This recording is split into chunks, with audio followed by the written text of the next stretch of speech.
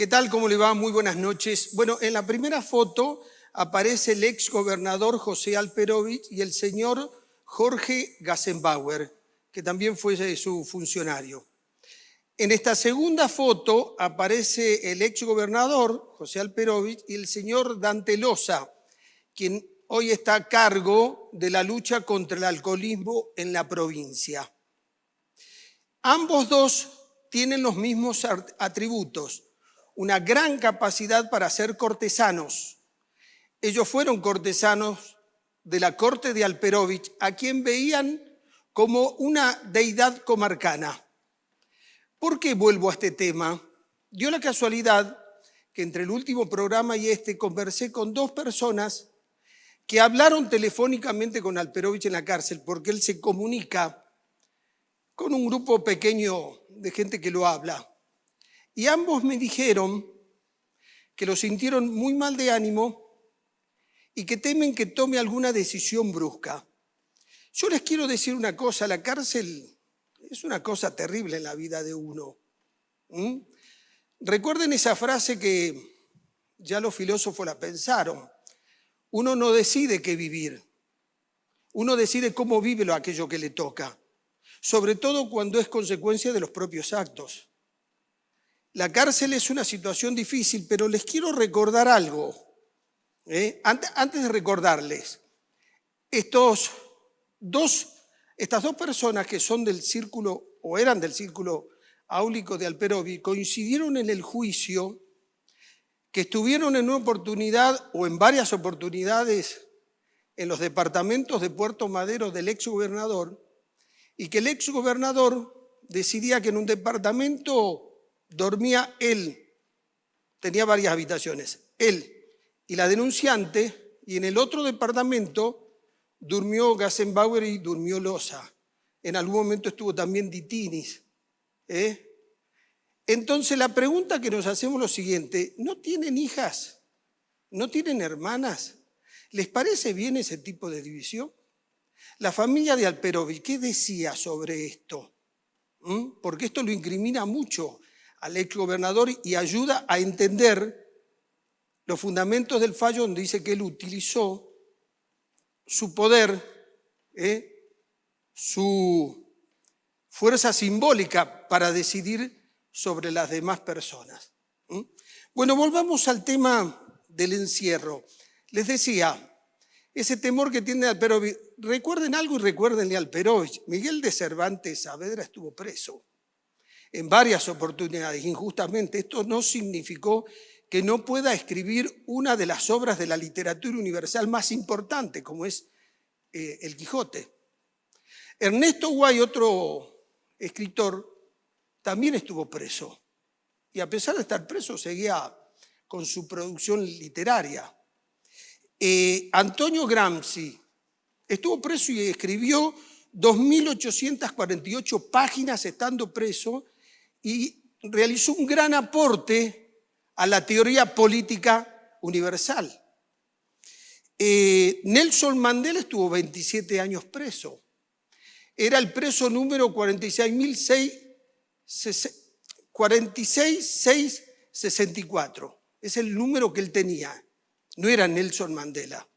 Y como él pertenecía a la más baja clasificación, tenía los peores lugares de encierro en la cárcel, que también era una isla como la de Alcatraz. Los que hemos conocido su lugar se dan cuenta las condiciones climáticas adversas.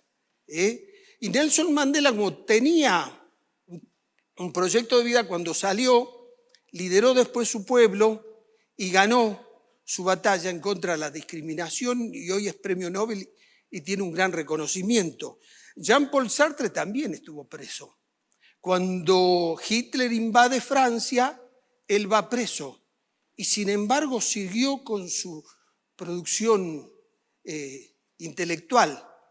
Claro, usted me puede decir, a ver, claro, estás comparando la situación de Alperovich contra estos titanes de la historia.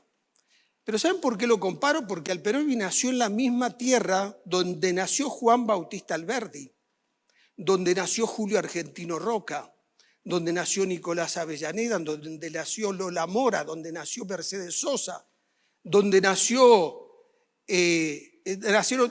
Juan Veterán, y tantos otros ilustres y también prohombres de la Argentina.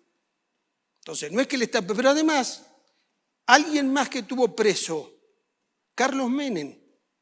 La dictadura lo destituyó en el golpe del 24 de marzo del 76 y fue detenido. Estuvo en el barco 33 Orientales y estuvo en Misiones. Sin embargo, él tenía un proyecto de vida y cuando salió de prisión y volvió a la democracia, fue gobernador nuevamente de La Rioja y después fue presidente de la Nación. Entonces, permítanme decirle a los que temen por alguna decisión de Alperovich que hay que decirle lo que dijo Sartre. Si usted quiere tener una vida ejemplar, tiene que tomar decisiones valiosas.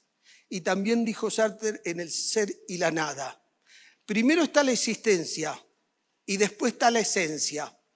O sea, somos una hoja en blanco. Sepamos llenarla con dignidad. Claro, si usted en la vida solo quiere acumular billetes, tiene poca proyección. Hoy murió otro tema. Hoy murió el cubatinero Carlos Rojas. Ese personaje que todos conocimos, que siempre estaba de traje y con el moñito, o sea, con una gran elegancia. Había mucha inteligencia a pesar de la humildad que él tenía. Había marketing, había mucha inteligencia. Él quería presentarse así porque lo que él vendía lo quería presentar con todas estas formas, con todo este respeto que había detrás de la venta de ese cubanito. Me pareció necesario recordarlo y decirles que en el programa anterior, hace 2 programas, yo había cuestionado al tercero en sucesión en el poder de la provincia, a Mansilla, por el tipo de vestimenta. Este cubatinero que estaba en la calle estaba de traje, Mansilla va de vaquero y de zapato urbano a los actos públicos. Miren cómo respetaba Carlos Rojas su trabajo, su representación social y miren lo que hace Mansilla. Algo me parece que tiene para aprender. Esta noche tenemos un solo invitado, el ex intendente de Tafí Viejo y actual legislador Javier Noguera, quien fue uno de los tucumanos que estuvo como veedor en las elecciones de Estados Unidos, unas elecciones históricas. Todo el mundo estuvo pendiente de esas elecciones y fíjense lo que pasó después. Ganó Trump y todos los países y todos los continentes replantearon su política externa, su política exterior. Lo hizo China, lo hizo Putin, fíjense las expectativas de Zelensky en Ucrania. Lo mismo nos pasa en Latinoamérica, fíjense lo que hizo México, que inmediatamente frenó la inmigración de México a Estados Unidos porque Trump dijo que los iba a deportar a todos. Bueno, ese impacto tuvo esta elección, por eso le vamos a pedir al legislador Javier Noguera que nos diga cuál fue su experiencia. ¿Hay algo que aprender para no cometer los mismos errores o para imitarlos? Recordemos que ellos tienen un colegio electoral. Bueno, al tener un colegio electoral, no tienen como nosotros el conurbano, que es un condicionante de la democracia argentina, donde está el 40% de los votos. Pero recuerden que también, que Trump cuando le gana a Hillary Clinton sacó casi 3 millones de votos menos, sin embargo, él fue el presidente de la nación. Es un buen modelo, el colegio electoral, nosotros lo tuvimos. ¿Bien? Y Álvaro Aurane va a hablar hoy sobre el proyecto de acceso a la información pública. Pasaron 41 años de democracia en Tucumán, 7 gobernadores y recién ahora tenemos un proyecto. Muy importante porque esto es un proyecto, es una ley cuyo titular del derecho es el ciudadano, que debe tener acceso a la información pública. Los periodistas, cuando hablamos de libertad de prensa, no podríamos tener libertad de prensa real sin tener acceso a la información pública. Cuando uno piensa una república y una democracia, tiene que haber acceso a la información pública. Y es importante, ¿saben por qué?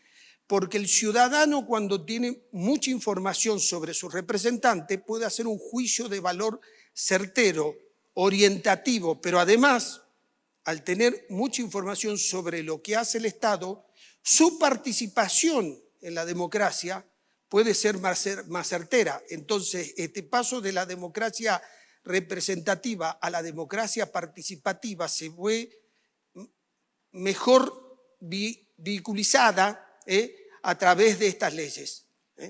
En las sociedades antiguas, la información era reservada porque representaba el poder, pero en las democracias no es así, hay que distribuirlo al poder. Es más, y esto para terminar, si en una democracia se niega la información pública, estamos frente a un acto antidemocrático. Hay pactos internacionales, acuerdos internacionales que reconocen este derecho. Bueno, esto es lo que estamos discutiendo en Tucumán, es una iniciativa positiva de este gobierno. Les propongo que después de los auspicios escuchemos a nuestros invitados.